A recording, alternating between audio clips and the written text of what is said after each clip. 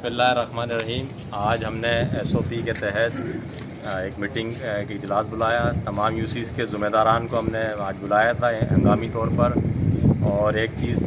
سامنے رکھی کہ اب ہم نے جو ہے کیونکہ ہم جو ہے جب سے یہ لاک ڈاؤن کا سلسلہ شروع ہوا ہے، اپنی مدد آپ کے تحت ہم لوگ یہ کام کر رہے تھے راشن پہنچانے کا۔ سیلانی نے بھی ہماری بڑی مدد کی، مخیر حضرات نے بڑی مدد کری،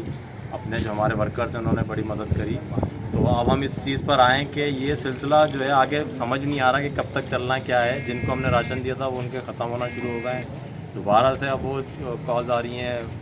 میسیج آ رہے ہیں کہ ہمارے پر راشن ختم ہو گیا ہے۔ تو ہم ایک اس پہ جا رہے ہیں کہ ہم اپنا کارکنوں کا ہم نے ڈیٹا جمع کیا ہے، خاص پہلے مرحلے میں ہم نے کارکنوں کا ڈیٹا جمع کیا کہ کون کیا کرتا ہے، کس کا کس پیشے سے وابستہ ہے، اور اس چیز کو اٹھاتے ہوئے ہم اب چاہ رہے ہیں کہ لوگ جو ہیں انٹرپرینرشپ کی طرف آئیں۔ چھوٹے بزنسز ہم کرا کے دینا چاہ رہے ہیں لوگوں کو۔ وہ کس صورت میں کہ جیسے اگر کوئی ہم سے یہ کہتا ہے کہ میرے پاس راشن ختم ہو گیا، ہم نے آپ کرتے کیا؟ وہ کہتا ہے کہ میں رکشہ چلاتا ہوں، رکشے میں کیا مسئلہ ہے، بیٹری خراب ہے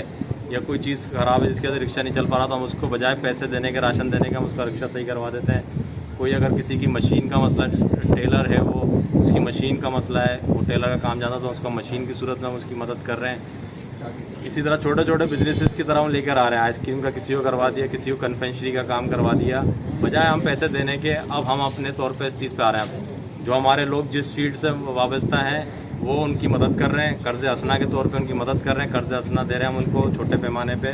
قرضہ حسنہ دے کے، تاکہ ان کا جو ہے وہ خود کفیل ہو سکیں، بجائے اس کے کہ وہ راشن کی طرف دیکھیں دوسروں کی طرف، وہ خود کفیل ہوں۔ اس سے یہ ہوگا کہ جو کام کرنے والے لوگ ہوں گے، مستحق لوگ ہوں گے، وہ آگے آئیں گے، اور جو پروفیشنل لوگ ہوں گے،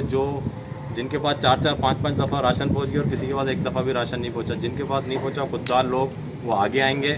اور وہ جو ہے آگے اس چیز کام میں جو ہے آگے بڑھ کے حصہ لینا شروع کر دیں گے۔ تو اس میں ہم نے سب کا ڈیٹا جمع کرا آج پہلے مرحلے میں، ایس او پیز تیار کروائی ہم نے، اور اب ہم اس طرف بھی جا رہے ہیں کہ اب شکایتیں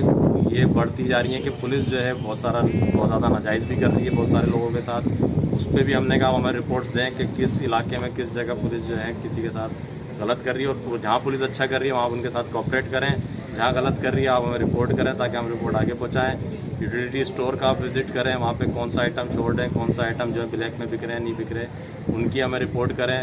اگر جو ہے پیٹرول پمپس پہ جو ہیں جو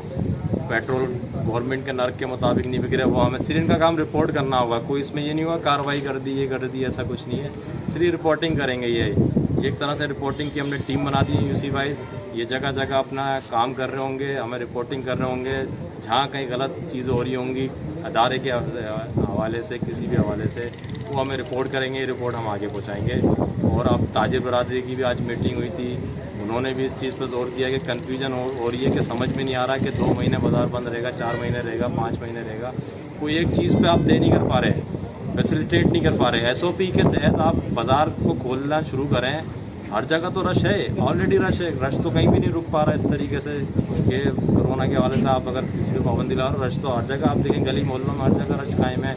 فروٹ مارکیٹس میں رش قائم ہے، اپنی جگہ قائم ہے۔ تو ایس او پی کے تحت آپ دوسرے بزنسز کو بھی آپ تھوڑا ریلیکسیشن دیں، ان کے سامنے آپ یہ رکھیں کہ وہ کیا کر سکتے ہیں، وہ تیار ہے ہر طریقے سے تعاون کرنے، لیکن اب اس پہ بہت جلد فیصلہ کرنا پڑے گا حکومت کو، صوبائی حکومت کو بہت